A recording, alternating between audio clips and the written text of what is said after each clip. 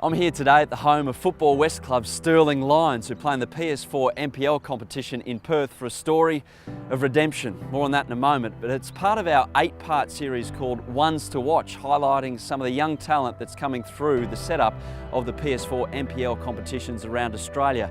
It all culminates at the end of September when we'll crown a winner of the PS4 Player Pathway Award after a 2-day camp there. Well, this guy will be under strong consideration. We've seen him at A-League level before, however he is eligible because he hasn't been part of an A-League club for a couple of years.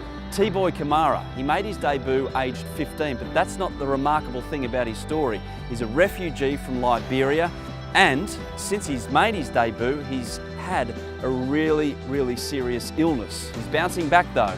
This is why T-Boy Kamara is one to watch.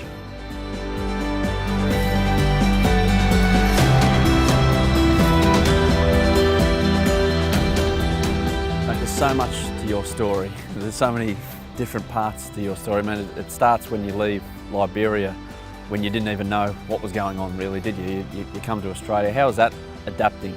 Or because you were so young, you just got on with it? You didn't really know? As for me, I haven't really felt it because I came here so young, and all my life I always wanted to play AFL, so it's quite strange that I actually playing soccer. My favourite sport was AFL cricket and then soccer, and so moving down here at a young age, I haven't felt so much to say, yeah, I went through so much pain back then because I was so young, What about Adelaide and getting into football and progressing in football? What did football give you when you were growing up? Adelaide's probably, the reason why I'm playing football now. Moving from leaving AIS because my mum passed away was the main reason. I cut my time at AIS pretty short, I decided to come closer to my brother and sister. Tell us about the debut for Adelaide United. I mean, 15 years of age and you're playing A-League? It was amazing. I was at Blackfriars at that time back in Adelaide. It was the best feeling ever. The boys came around me, supported me. I didn't even know I was going to play until the day, of the game. Just called me and said, you know what, you've worked hard and you deserve to be there. You only played a couple of games at Adelaide. What happened with United? The youth team was meant to travel to go to Asia, and then I think they did some blood test the day just before we were about to go. It basically saved my life, I'll be honest. So he checked my liver as well. That's not, it's not too usual. But I didn't even know what it was until about 2 years later, and then I actually called the doctor and he told me it's curable. Like I was always going to be back, or just the amount of time when I was going to be back. Did you think football over, gone?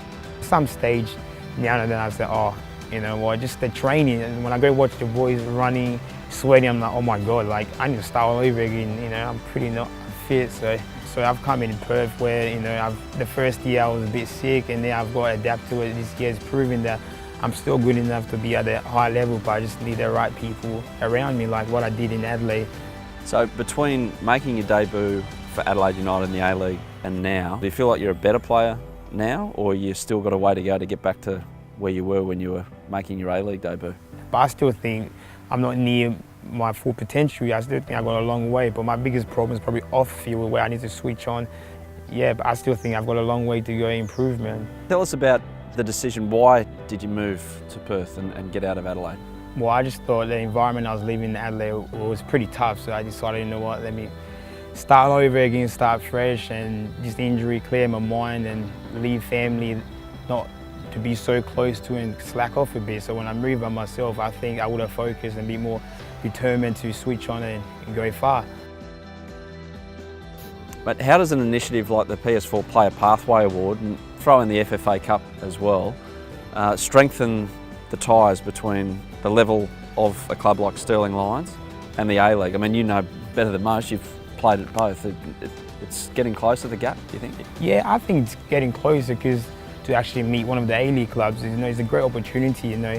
Perth, Italia, or Sorrento, when they played Sydney FC last year, they worked pretty hard. By the end of the day, the experience probably kicked in though. So I think it's definitely getting closer and closer every year.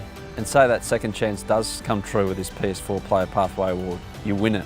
Have you allowed yourself to think about something like that yet? Yeah, I have thought about it to go to Sydney. It's a great place to live, but I'll be really up for it. I'm always up for anything at any time. So you should be, as a footballer and a young kid that's determined to go far, you should be pretty excited to take anything that comes your way. say one day you turn on it might have already happened. Yeah. Actually, it has happened. You're in FIFA 11, were you? Or I think 13 or 12, 13. did you turn it on and you go, oh well, I'm T-Boy and I want to play with T-Boy in my team? Did Well, you do that? I support Man United, so I've turned on bench Rooney for me, so yeah, I always do that. So to be honest, I still think I have FIFA 13 every now and then I switch it on to go play myself. You want those days back again, say Yeah. FIFA 17, FIFA 18, FIFA 19 or something? Back on it would be pretty amazing.